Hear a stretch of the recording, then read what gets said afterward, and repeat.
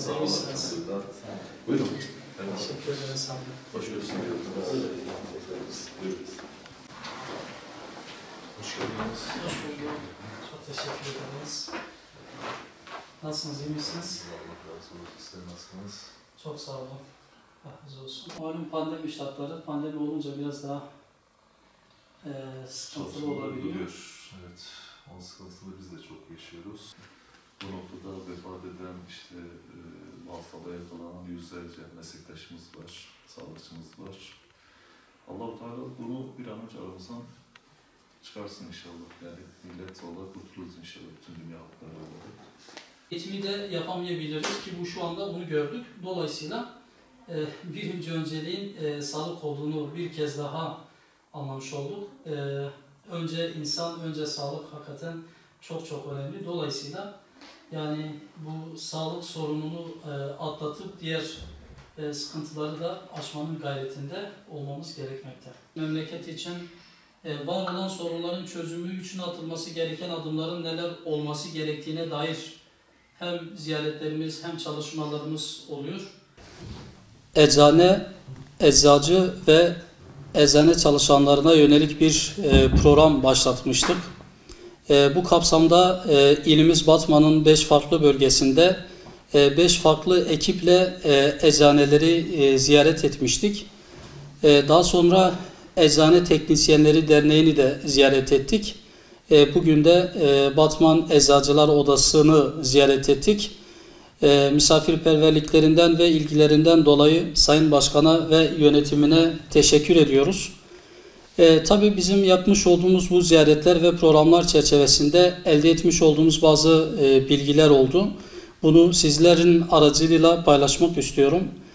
Evvela pandemi sürecinde pandemiyle mücadele konusunda bu mücadelenin en ön safında mücadele etmiş olan sağlık çalışanlarını, aynı zamanda eczacıları, eczane çalışanlarını tebrik ve takdir ediyorum. Çünkü hakikaten çok önemli bir görev icra ettiler. Toplumun sağlığı açısından iyi hizmetlerde bulundular. Özellikle bu pandemi sürecinde malum eczanelere insanlar, hastalar gidip geliyorlar. Bu konuda belediye eczaneleri düzenli bir şekilde dezenfekte ile temizlemelidir. Çünkü hastalar sürekli eczanelere gidiyorlar. Eczanede var olan eczacı ve eczane çalışanları da bu noktada onlara hizmet veriyorlar. Dolayısıyla belediyede bu görevi yüklenerek haftanın belirli günlerinde düzenli bir şekilde eczaneleri temizlemeleri, dezenfekte etmelidir. Umarız bu çağrımız yerine gelir, bu çağrımız karşılık bulur.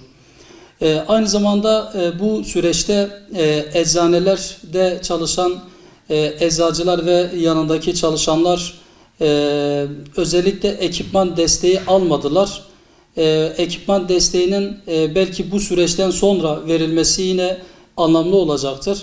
Yetkililer ve ilgili kurumlar bu konuda da adım atmaları gerekmektedir. Aynı şekilde malum pandemide olmamız hasebiyle bazı eczanelerde hasta sirkülasyonu çok az olmuştur.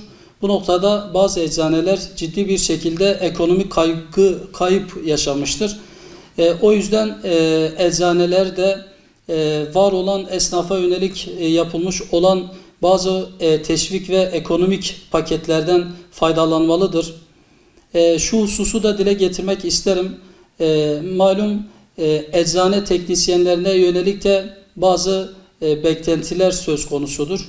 Özellikle eczane teknisyenleri birinci basamak sağlık çalışanı statüsündedir. Dolayısıyla sağlık personellerine verilmiş olan ikramiyeler devlet tarafından kendilerine de verilebilir.